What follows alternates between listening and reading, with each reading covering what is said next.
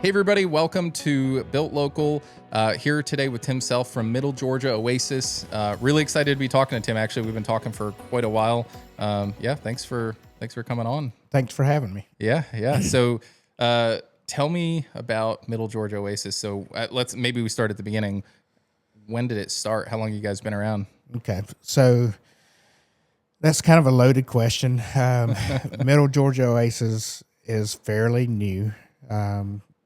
We're not new, but the name Middle Georgia Oasis is new. So I'll just say a little bit about my background and kind of lead into that. But I was in public service and safety for 32 years, I believe. 32 years. And I've always tinkered with building stuff and that kind of stuff. And anyway, I had a pool company come and build my pool.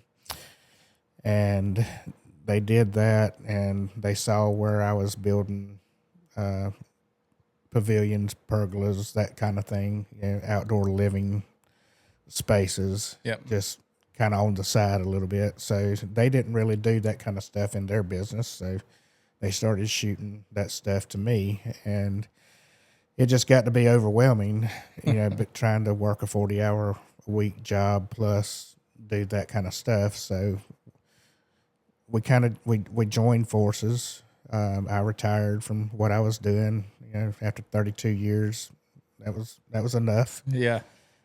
So I started doing that with them. And a lot of people around here probably know the company. It was Montego Pools. So worked with them for a while, and then they retired or semi-retired. They moved to Florida. I took over the business. So we just felt like we needed a rebranding, so just a refreshing. So me and my son basically run everything now. So we rebranded everything, added stuff that Montego never did, just kind of broaden our scope of work, basically. So the actual Middle Georgia Oasis is 2 years, since the rebranding. Gotcha. All I know about pools is they're nice to have. So what services do you guys offer? Okay, so we are a full service company from start to finish construction. We do fiberglass installs through Leisure Pools USA, one of the top fiberglass manufacturers around. And we do gunite pools. So gunite is a concrete type of pool that's custom made. Everything is done on your property. We custom make it from start to finish. Wow. So after that, we can service your pool weekly, bi-weekly. We offer those programs. Any kind of repairs. If you have a pump that goes out, filters, whatever, we handle everything. Gotcha. So really, from I want a pool to now my pool's broken. Right. Basically everything in between. Correct. And on top of that, we do hardscapes. Okay. So anything from patios, pavilions, pergolas, fireplaces, fire pits, all that kind of stuff. If you need an outdoor oasis, we're that company. We can do it all. We do renderings that we can put it on software and let you kind of visualize what your project would look like and see your house and your yard. So it kind of helps to bring it to life before we actually started any work. If I'm considering a pool, why Middle Georgia Oasis? I'll say this. All pool builders are not created equally. I know that from living in Florida. Right. I can attest to that. Being in the business and coming behind people, sometimes you just sit there and say, oh my goodness, I feel sorry for this client, you know, because they don't build pools every day. Right. that's what we do, and we know what's good and what's not good. So we are a small company, located in Monroe County. We service all of Middle Georgia. We'll even go up Atlanta area and build pools. But we strive to have our business to be the best that it can be, that when we're there, we're talking to you, letting you know what's happening. If you've got questions, we don't mind those questions. We answer those questions. When we leave, we want you happy, because if you are happy, you're going to tell Joe, Sally, right, and you're our best advertisement. So that's what we build our business on. That's what we build our reputation on. We have good employees. We do use subs on certain things, but they've been with us, and when we're through with something, they'll ask us, all right, where are we going next? Yeah. So they're basically our employee. Right. They know how you guys work. Exactly. And they know the processes. They understand what we're looking for. They know the quality we're looking for. And if they don't give us that quality, we don't use them. Right. So we use good people. And I want to say that, as well as all pool builders are not created equally, you're going to get some people out there that's going to give you a cheap price. Yeah.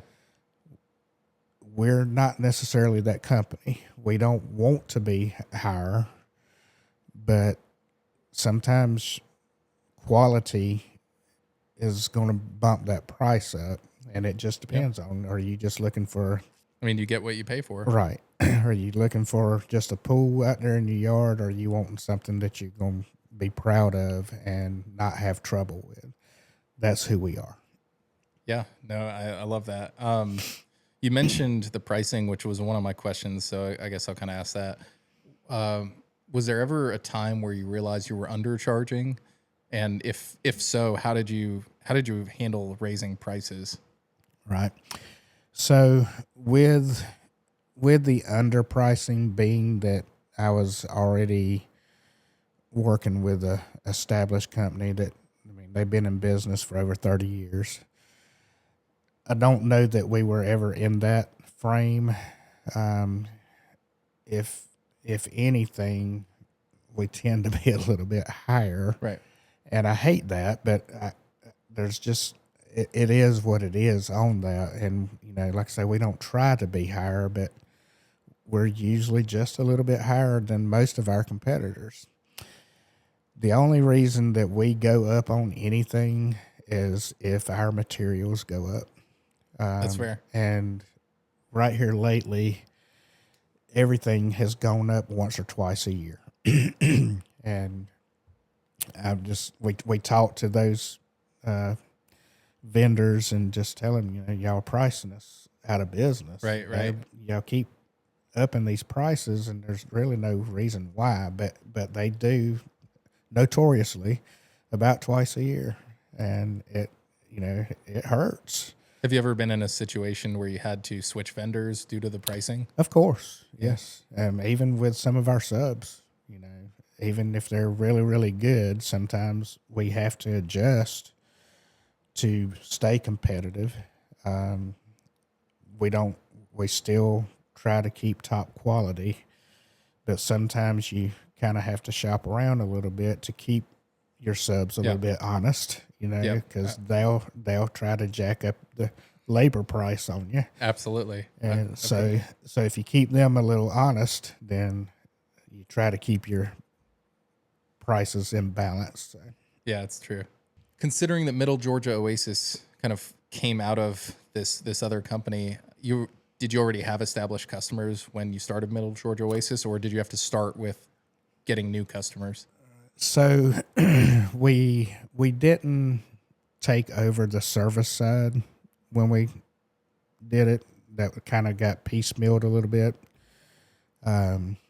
So we didn't have residual customers. We started service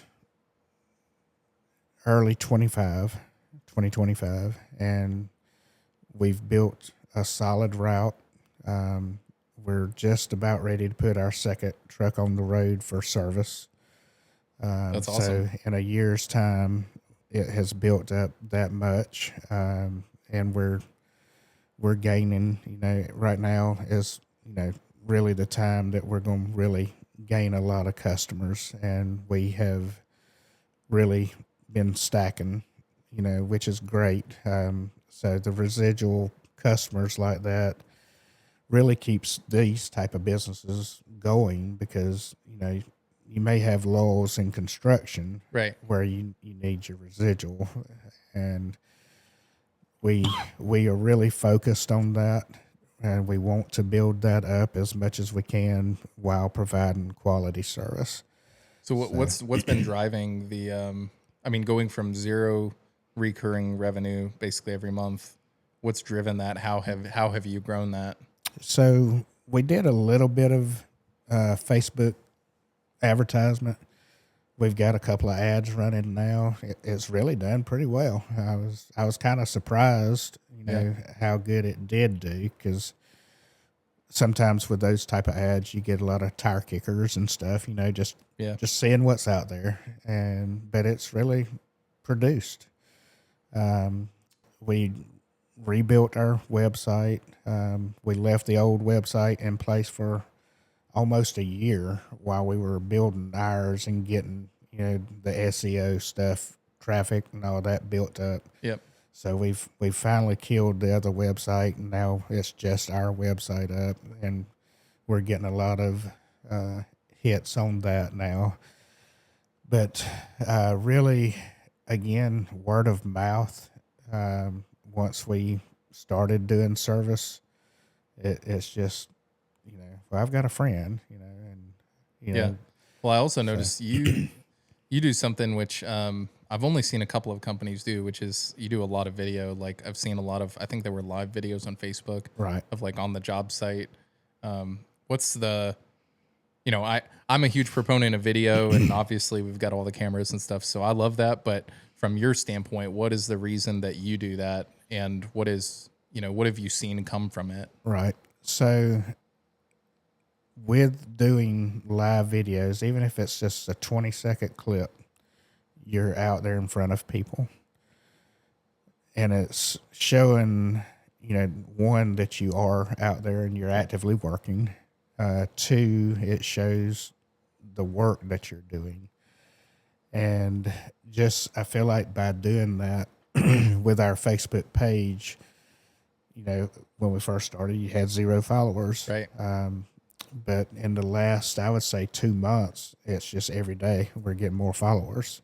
That's great. And I attribute that to being active on Facebook. We try not to be overly active, that it just, Right. that's all you see is Middle Georgia Oasis everywhere. But we want to be relevant in the community to where everybody's knowing our name, and it's a staple. And I think that has, along with the ads, doing that, we're visible. We're just like you. We're human. We're people, and we want to be in our communities and build our business and help you at the same time. Yeah, I love it. I've always whenever I've talked to business owners that didn't get that, I always have explained video like it's a billboard. It's a modern digital billboard that every video you put out, now when you're in bed, someone might find that video, so it's like there's no downside to just the Right. more that you put it out there, Right. let it work for you so that, I love that. I think that's awesome. I mean, that's, I watch every video that pops up. I'm like, all right, let's check it out, Right. So what have you tried marketing wise that worked and what didn't work? I know you mentioned Facebook ads, you mentioned Right. video on your Facebook page, but what have you tried that just was like a waste of money? We did a TV ad. It was like a 30-second commercial. And, it was construction and service. On one of the local channels, one of the, for our area was the prominent channel, and it rendered nothing. Wow. I was shocked, because we spent a lot of money on these commercials, and I don't know that we got the first call off of it. Wow. And we ran it for 3 months straight, and I was really shocked, that it didn't, you know, no return, on your investment. And so that was an eye opener for me, that people are not watching TV like we used to. Mm-hmm.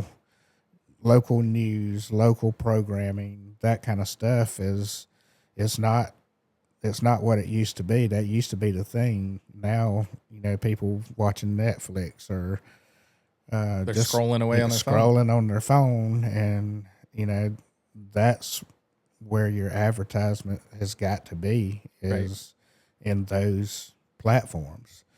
If not, you're just spinning your wheels, and sometimes it's trial and error trying to figure all that out.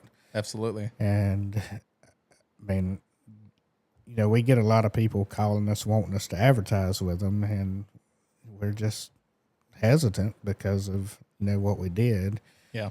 and with the Facebook ads, and just being on our Facebook and Instagram pages and stuff like that, um, it it's doing better. So I guess it could be the type of business as well. If you advertise on local channels, some people may do well with it, but it just did not work for us. Yeah. And we did have a billboard on 75 in between Forsyth and Macon, and it didn't do great. I mean, we got a couple of calls off of it, but It didn't justify the spend it on did it not all. justify it. To me, using Facebook ads is a no-brainer because, with you do a commercial, a TV commercial, you spend thousands of dollars, Right. and it's out there and it is what it is. Whereas with Facebook ads, you could create 2 videos or even use photos and do A/B testing where you could say you can actually put them up in the same. Facebook calls it like an ad set, but you can put them up there, and then Facebook will actually figure out which one is performing better, and then you can put your funding behind that one. And Correct. it's like it totally changes the whole model from where we just blindly throw money away to now it's like, okay, now we're actually spending where it makes sense and where we're Right. actually, we have results we can actually measure. So what's something you see other trade business owners doing that's holding them back, in your opinion? I don't know. Maybe I may be guilty of this too, but sometimes just being hesitant to move forward, put yourself out there. Business ownership is risky. Mm-hmm. Um, there's nothing safe about it. Right. So you've got to have the mindset to go out in faith and say, all right, I'm doing this, and I've got to do it to the potential. If not, then we're just going to be in the same position a year from now. Right. So I think a lot of people fight with that, because it's financial, it's money, it's a burden. But I feel like that's a lot of companies, and you can overextend yourself, but sometimes you just have to take that leap and do what you've got to do to get to that next level.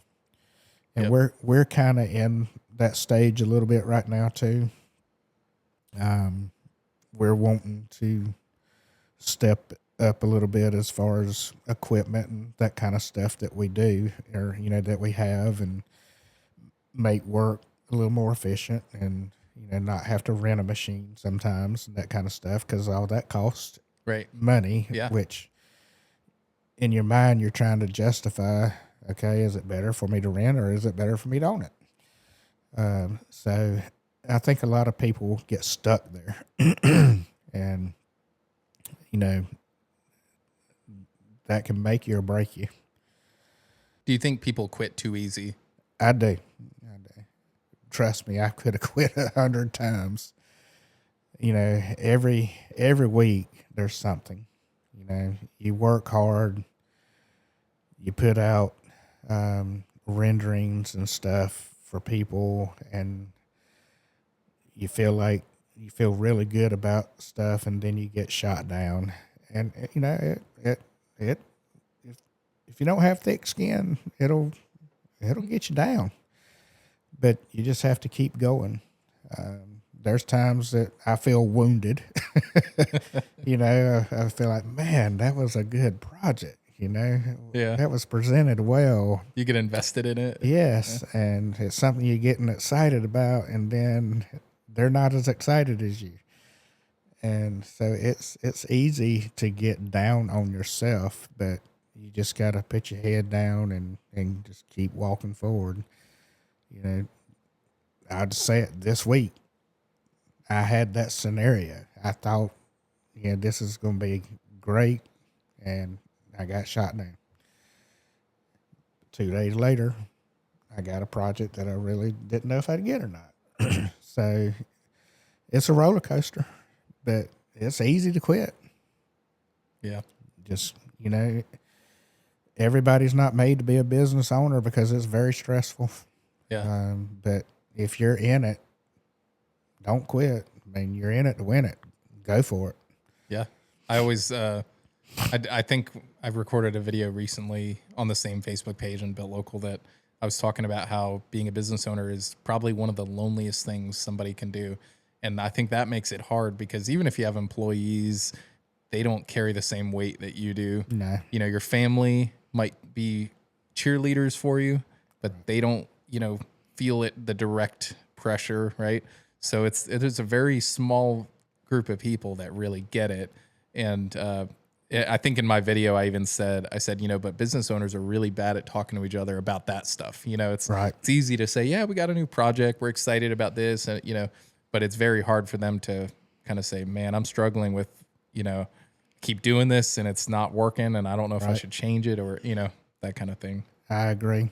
And a lot of times, I guess business owners think if they talk to each other that they're giving secrets away or, you know, that kind of thing. But yeah, really and truly, I think if we got out of that mindset a little bit, you know, and just talk to each other more, we would bounce ideas off each other 100%. more. And I think that would make us all stronger.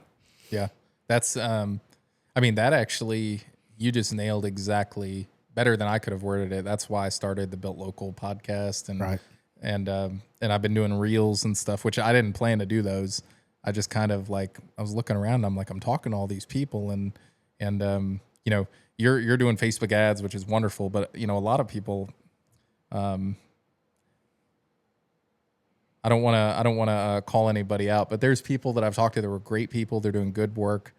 I mean, I would hire them in a heartbeat, but they just don't get it when it comes to the marketing side of things.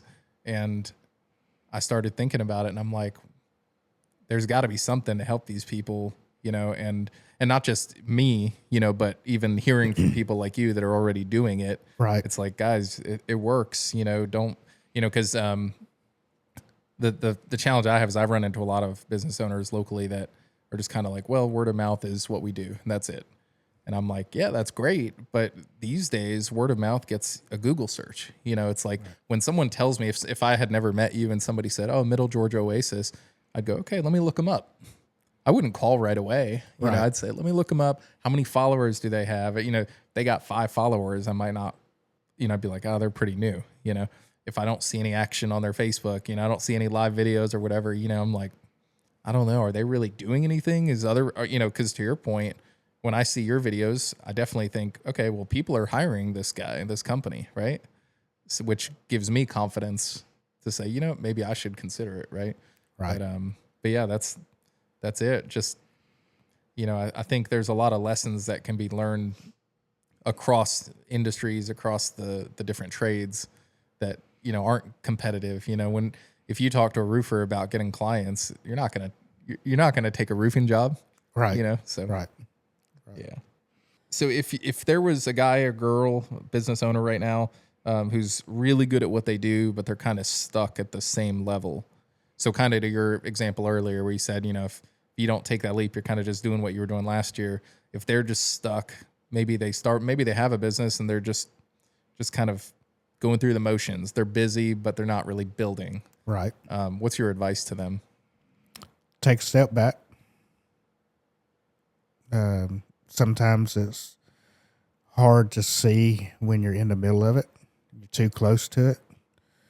I think you want to take a step back and,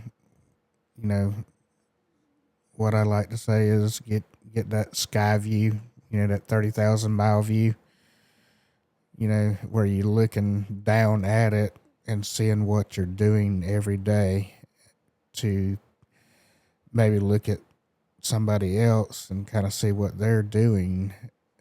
Don't just be focused on you. Not worried about, being focused on another business, but look and see what your competitors are doing. What are they doing differently than you? Are they doing it better, or is it something that, maybe not that, but Yep. If you do the same thing over and over, different result, Right. insanity. So you just gotta take a step back and just look. Okay, what am I doing? We're doing okay, but how do I get to this next level?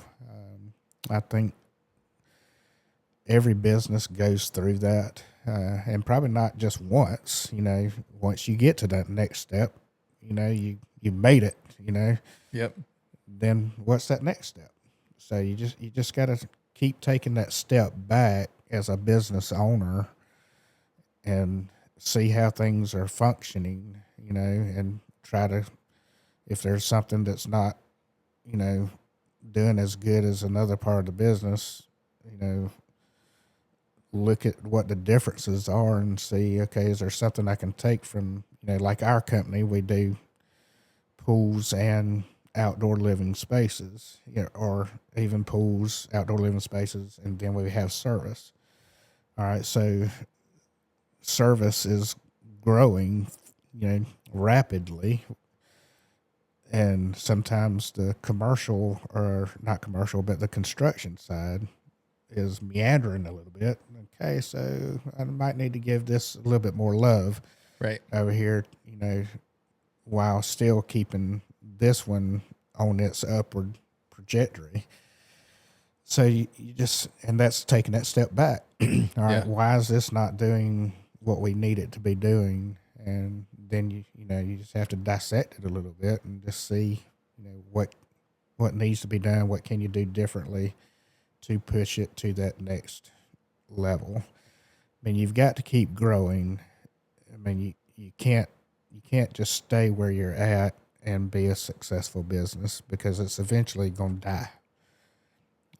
If you just stay in that same spot, and, Yep. you got to be innovative, especially in today's society, with it, all the social media, everything's changing so fast. It's hard to keep up. Yeah. So fast. And but you've got to try to stay on top of those things as best you can, and kind of change a little bit with the ebbs and flows, or you're going to be left behind. Right. Yeah. I was going to say, if you don't do it, somebody else will. You're right.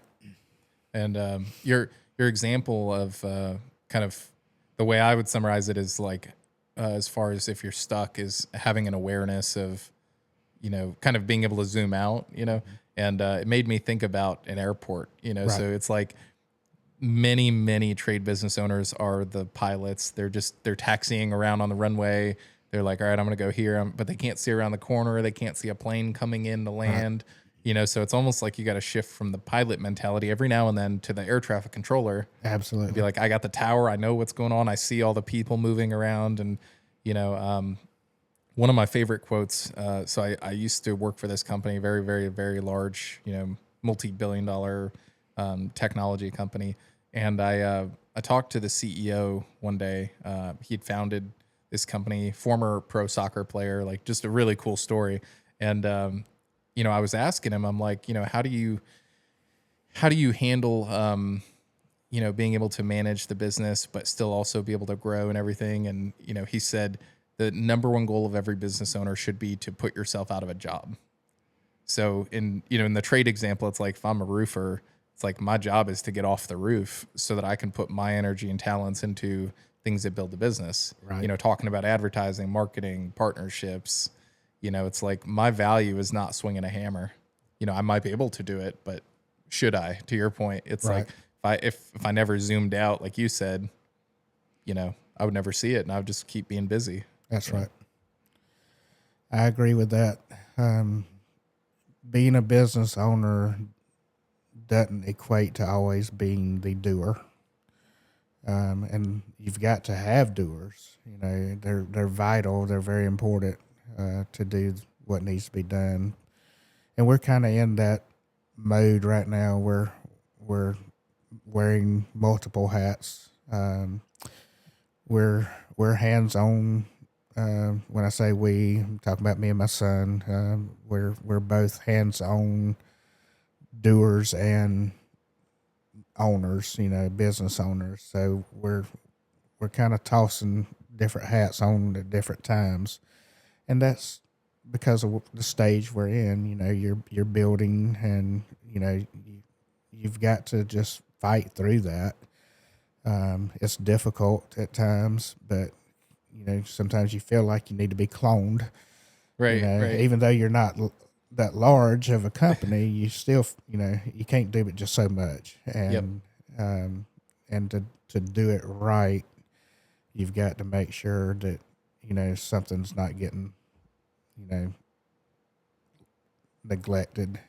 I've noticed a lot these days. There's this phrase that goes around called gatekeeping, where it's like somebody that's been in a career or owns a company or whatever that kind of wants to hold somebody down, Right. And I think younger people don't understand that when older folks that have, we've been around, we've done some stuff, when we say, you need to put in your time, you need to work in the trenches, it's not to keep you from being successful, it's to make you successful. Because, to your point, it's like if you don't have an awareness of the things that go into, if you can't swing a hammer, you probably shouldn't be a general contractor. Right. And I hope I don't hurt anybody's feelings if there's somebody that matches that. But, you won't know what to look for. You won't know what it looks, what good framing looks like if you've never framed a house, right? That's right. So, yeah. Yeah. So I'm 59, and I still got some good years, I hope. My son's 29, so he's got a good head on his shoulders, and I think we balance each other really well. Sometimes he tries to be more cautious on stuff than I do, and like when I was talking about being stuck, he got into a comfort zone. We're doing good, and I'm happy. I said, being happy doesn't necessarily equate to building your business. And I'm having to push him a little bit, and he has to hold me back sometimes, so we're a good balance, but I think our age difference, it is preparing him for whenever I'm done. Yeah. That he's getting, I hope it's good guidance and wisdom. I know I'm not perfect by no means, but there's stuff that he'll call me on, and I'm like, yeah, you're right, even though I don't want to tell him he's right. Yeah. But you're right. But so he's learning things that he needs to know, even though he's 29. I mean, he's not young, but he's still young. Yeah. And I think he's getting a great foundation, with me being there with him, and I'm proud of that aspect for both of us. Do we always get along? No. We have our little spats, but that's business, and it's just family, Right. So There's a different dynamic there. it is, but we do well. So What does success look like for you now when you think of success And what did success look like years ago for you? Has it changed? Thinking here for a second, but success is not necessarily busyness. I think we have enough business in life, just in general. That just because you're busy doing stuff doesn't mean that you're successful. I feel like that in life and in business, we're successful when we walk off of a job and that customer is happy with what they got. And it's not the amount of money that transpired between the two, that keeps the business going. But to me, success is we did that and we did it great. You're happy, that makes us happy, and we're there. You're gonna call us again if you have something you need done, or Yep. so that's success. It's not being multimillionaire, which that would be great, but that's to me that's not what it's all about. It's about doing people right, doing a good job, and uh, just building a solid business and building a solid family. It's not life isn't just business. Um, I am a Christian. We're devout Christians, and we're involved in church. So success to me is just seeing your children grow up and hopefully, mimicking what you've modeled for them. Yeah. And the same thing with business. It kind of it may be different, but it's still the same. So, Right. Right. So that's how I base success now. Used to when I was younger, success was getting that promotion, Yep. making more money. It was more about me, than today. It's more about everybody, including me. Right. Right. So again, that's that age thing. I think Right. Right. you learn as you go. So one of the things you brought up, which was one of my questions, is what role does your faith play in your business? It's huge.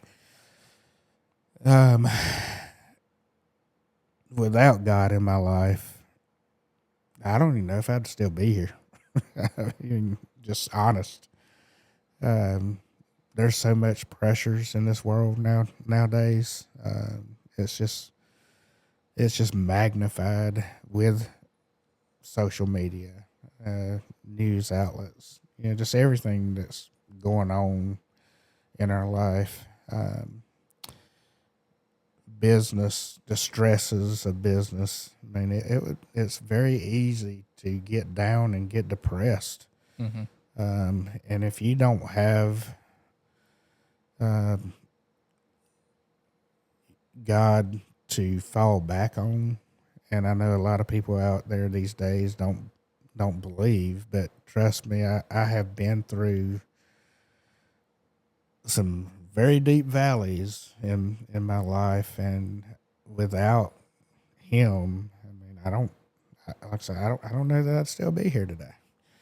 So it's huge. Pray every morning before I start my day. God, show me where I'm supposed to be today. What am I supposed to do?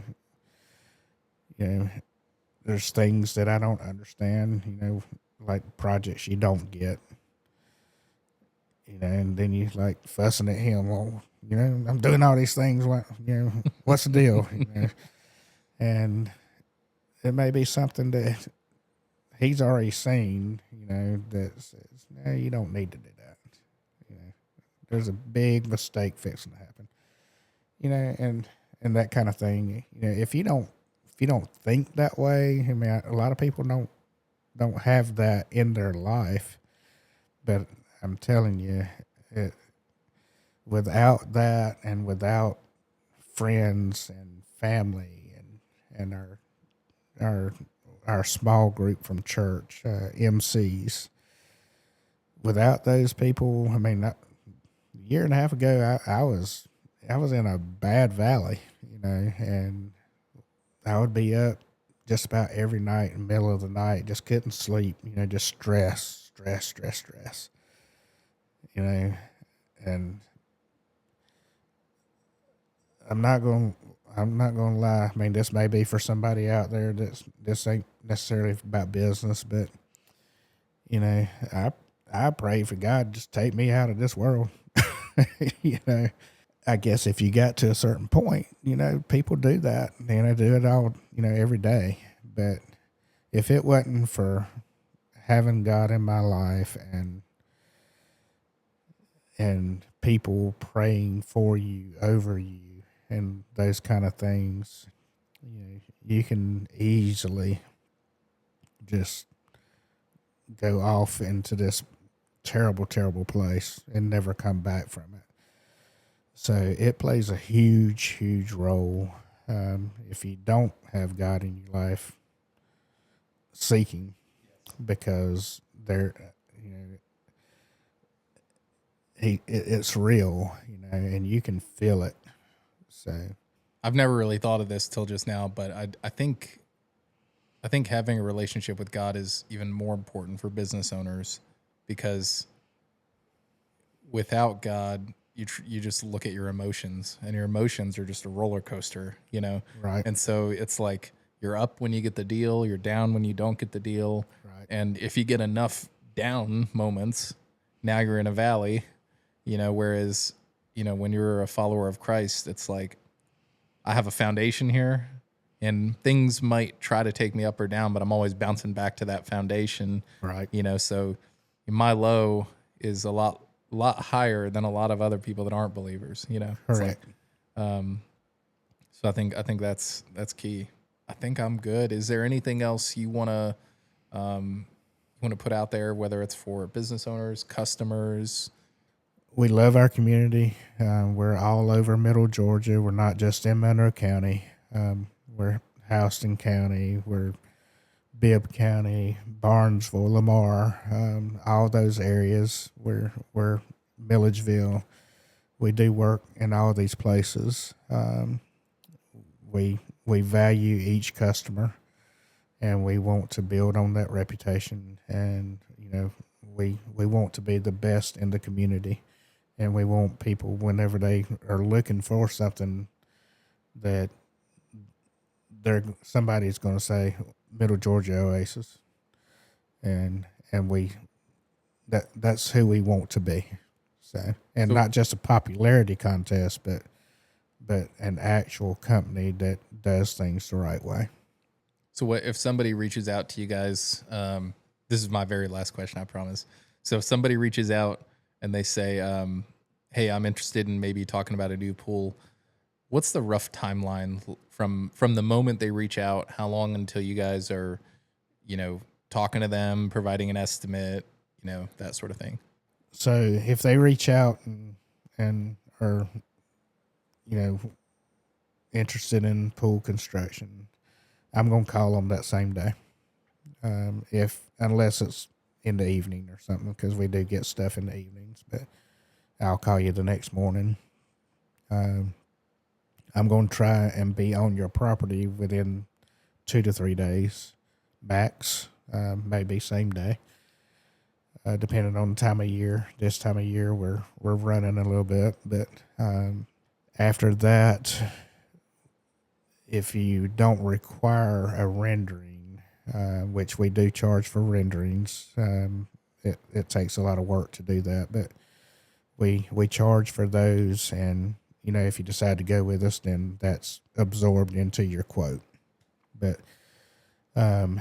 if you don't need a rendering, you know what you want, then I can have you a quote the next day. That's great. If we're doing a rendering, it may take me a week or so to get all that done, and then we don't quote it until you're happy with the rendering. After you say, "Yep, that's what I want," then we'll quote it out and just go from there. That's awesome. Well, yeah, I appreciate you coming all the way out here and chatting. It's been good. Enjoyed it. Yeah. Glad you invited us. Yeah, of course. I mean, it's